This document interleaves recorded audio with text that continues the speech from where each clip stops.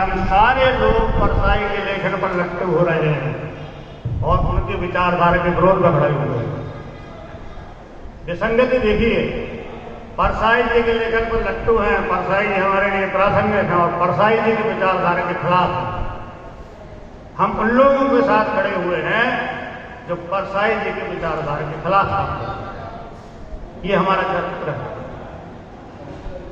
परसाई जी इसलिए प्रासंगिक है कि हमको बार बार समाज को समझने के लिए, हमारे सामने जो मौजूदा समाज है, जो राजनीति है, जो अर्थव्यवस्था है, उसको समझने के लिए, उसकी विसंगतियों को समझने के लिए, उनकी विसंगतियों को बारीकी से समझने में कि हमें बार बार परसाई जी के पास जाना पड़ता है। परसाई जी किस तरह से परंपरागत चीजों में से भी नया अर्थ निकालते थे। उनका जो प्रेमचंद के फटे जूते व्यंग्य है, उसमें एक कथन है, उससे आप परसाई को समझ सकते हैं। दाहिना जूता बिल्कुल सही है, बाएं जूते में एक बड़ा छेद हो गया है, उससे उंगली झांक रही है। इसमें जो निहितार्थ है बाएं जूते वाला, और दाएं जूता तो अपन भी समझ रहे हैं कि आज भी जहां का तहां है, बल्कि और ज्यादा प्रोजेक्ट हो गया है दाएं जूता, और बाएं जूते का छेद और बड़ा होता जा रहा है। और पहले प्रेमचंद की एक उंगली झांक रही थी, आज कई उंगलियां झांक रही है। ये जो संकेत है, ये सामान्य तरीके से परसाई को पढ़ के नामवर सिंह जी ने इन पंक्तियों को अर्थ स्पष्ट किया कि इनका आशा क्या है। ये जो बाएं जूते में छेद है वो कौन सा है? बाएं। जबकि वो वामपंथी ही थे, उसके बावजूद भी उनके जीवन काल में ही वामपंथी विचारधारा में जो विसंगति आई थी, उस पर उन्होंने सांकेतिक रूप में प्रेमचंद जी के जूते के बहाने प्रहार किया।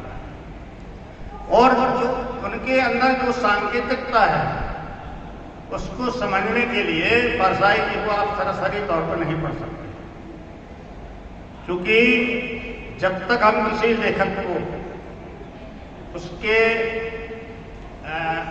मन के स्तर तक उतर के नहीं पढ़ पाएंगे, उसकी विचारधारा के स्तर पर उतर के नहीं पढ़ पाएंगे, तब तक हम उसके लिखे हुए को उन अर्थों में नहीं समझ सकते हैं जिन अर्थों में उसने लिखा है।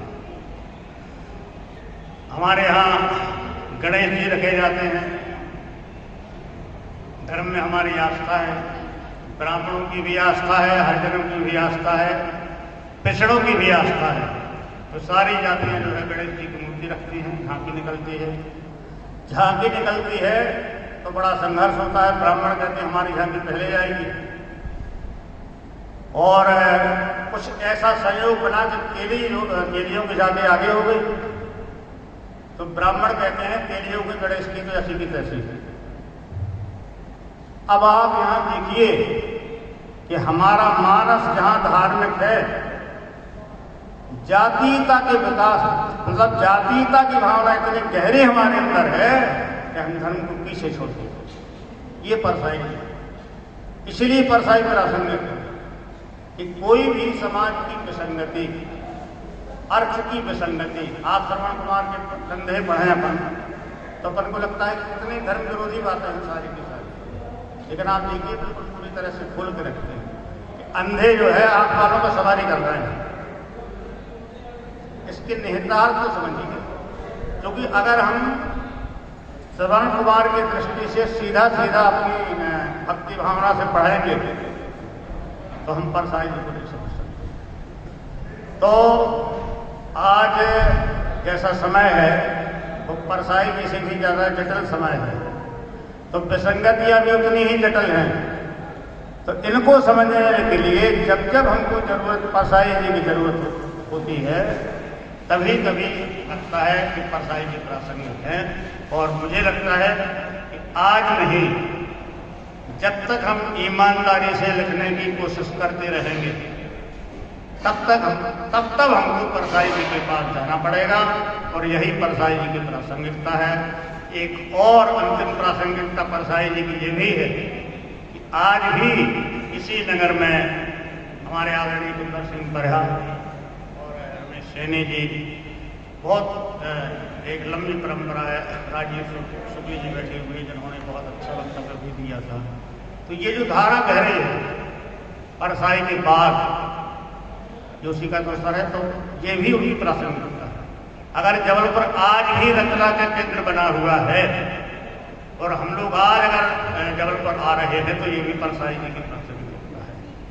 और जब तक हिंदी साहित्य रहेगा, जन्म साहित्य रहेगा, परसाई जी प्रासंगिक बने रहेंगे। इन्हीं शब्दों के साथ आप सबको प्रणाम, धन्यवाद।